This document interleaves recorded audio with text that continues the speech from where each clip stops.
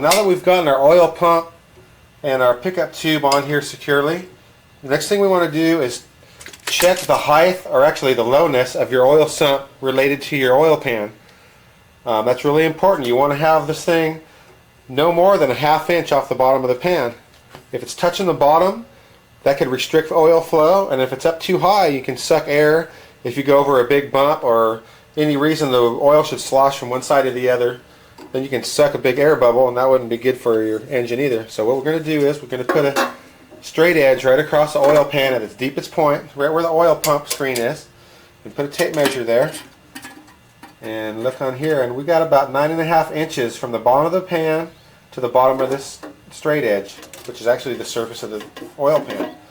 So we're going to do the same thing here on our oil pump tube and measure that.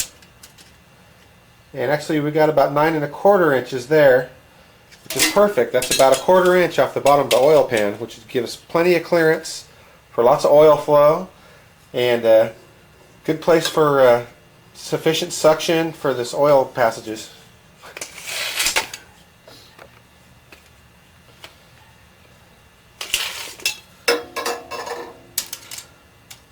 So it looks like we have about 9¼ inches there, which is just going to be just about right. That's going to give us about ¼ inch of clearance on the oil pan right there, which will give plenty of room for oil to flow through here and not have to worry about sucking air bubbles or anything like that. So it's going to get good lubrication.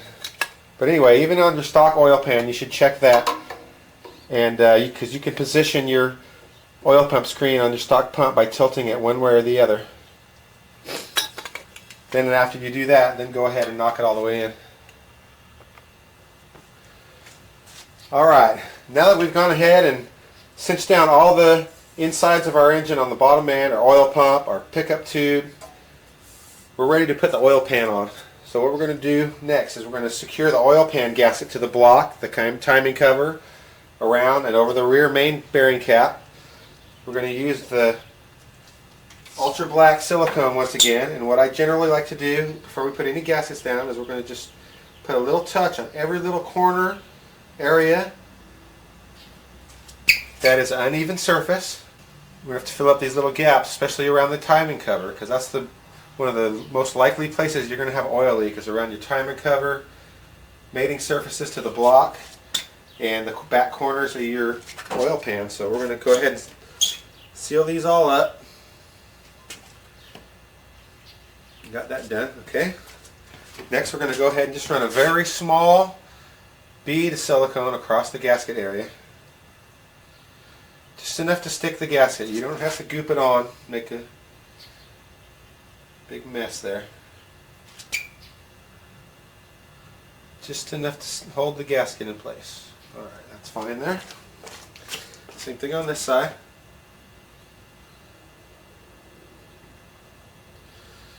That's one thing I pride in building my engines, is building them so they don't leak. You don't want to have an oil leak or a coolant leak. That makes your engine more dependable that way. Alright, so I've got those all silicone. Well, now that we've got the silicone on all the gasket area around the block, we're going to go ahead and put silicone also on the timing cover mating surface areas, where we're going to put our rubber gasket on top of that. Same thing on the back over here.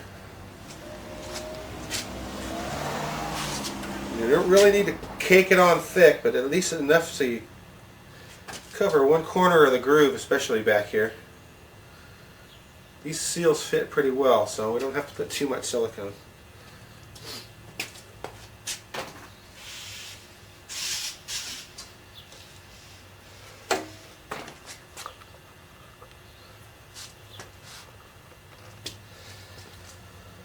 Alright, now these seals are rubber, and they actually have little alignment nubs that go right through the timing cover here.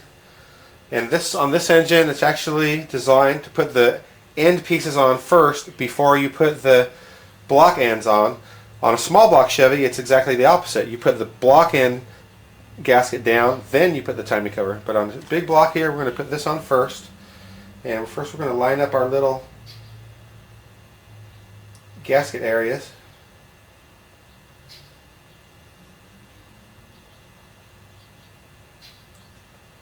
You just push the little nubs right in the holes, and that will help lock it into place.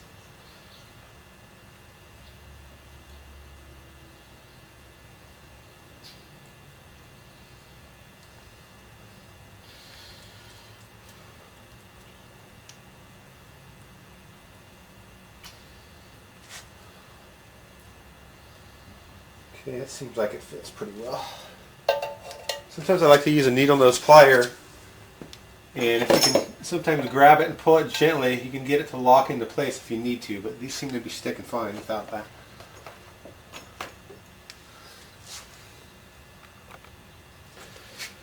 Now we have the seal that covers the rear main bearing, which is also part of the oil pan gasket. It has two little ear flaps on each end, and that's where your cork gasket will go across and join up. So we're going to put this part on. Actually, this one will fit very well. They're made to the exact shape. That went in perfect. So what I'll do here is I'm going to let these set up. I'm going to let the silicone set up for about 5 or 10 minutes with these gaskets on.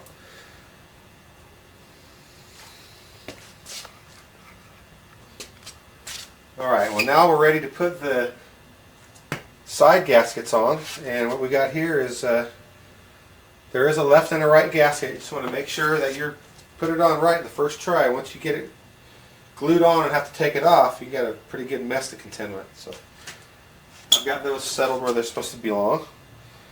Again, we're going to put a little silicone on these parts that overlap on the gaskets.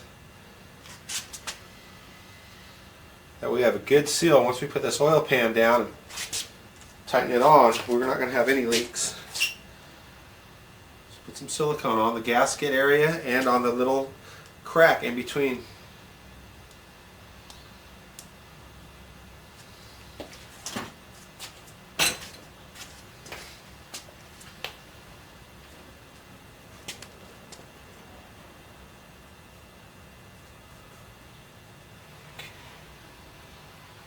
So I'm just going to pretty much start it at one end and just eyeball your bolt holes.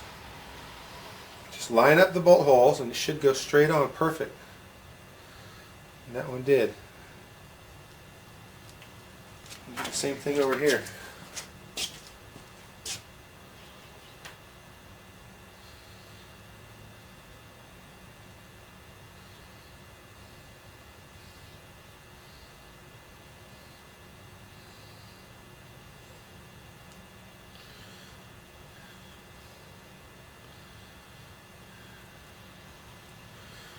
Now we're going to let the silicone set up and dry a little bit for maybe 10 or 15 minutes. It'll hold a lot better then. Then we'll get ready to put the oil pan on.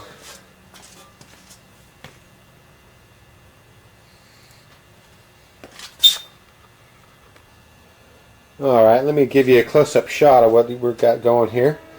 You can see I have all the overlapped areas. Silicone with black silicone. Not too much on there, but just enough to seal everything up. All the bolt holes are lined up properly. Again, on the back, the seal is in the notch where it's supposed to be.